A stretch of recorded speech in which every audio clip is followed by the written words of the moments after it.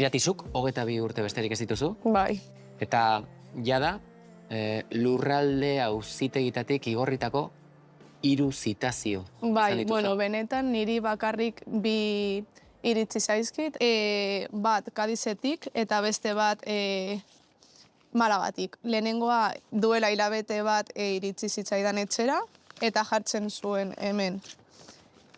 Persona que se cita, Irati González Tejero, osea ni, y declarar en concepto de investigada. Eta gero duela aste bat ere, beste bat Malagatik esaten como responsable de hechos constitutivos aparentemente de un delito de estafa. Osea, honetan bai esaten du dela estafa bategatik. Claro, zitazio hauek, epaitegitako zitazio hauek, honek behintzat bai aipatzen du, ez? Bai, Iruzur delitua. Iruzur delitua, bai.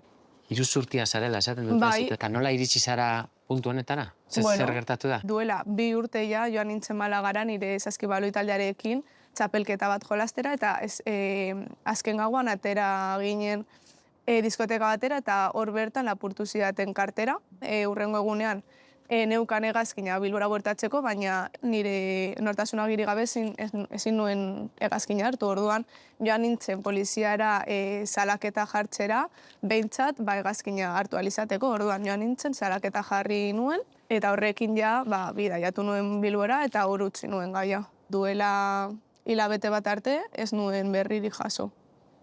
Ze gertatzen da duela hilabete? Duela hilabete bat, etxean nengoen nire gurasoekin, eta ailegatu zitzaidan mezu bat esaten epaitegi batera joan behar nintzela.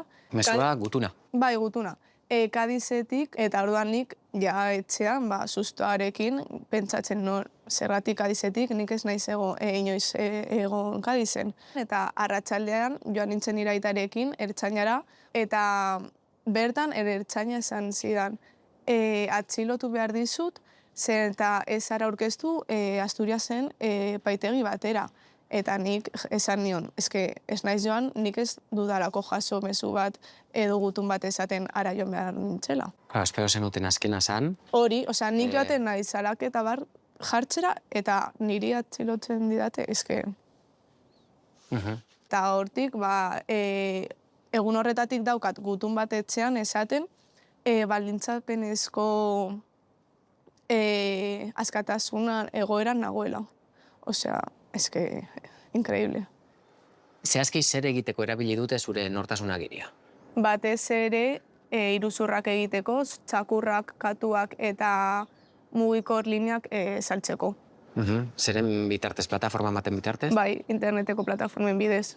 Eta ze gertatzen zen, salmenta horiek egiten ziren, pertsona horri iruzurti horri ordaintzen zitzaion, eta bezeroek ez zuten ezer jasotzen? Hori da, eta salaketa hori niri ailegatzen zait. Pertsona horrek zure nortasun agiria erabilita egiten dituelako salmentan. Hori da, pentsatzen dute nire nantzemak agertzen denez, ni naizela. Zuk espero zenuen kartera galtzeak hainbeste arazo ekarriko zizkizula? Nik pentsatzen nuen nire dirua nahi zutela, eta horrekin ja, bestea, hori da, zaburtegi batera edo papenutxe batera bortako zutela. Baina ez da fakeitea, ez da imaginatu ere.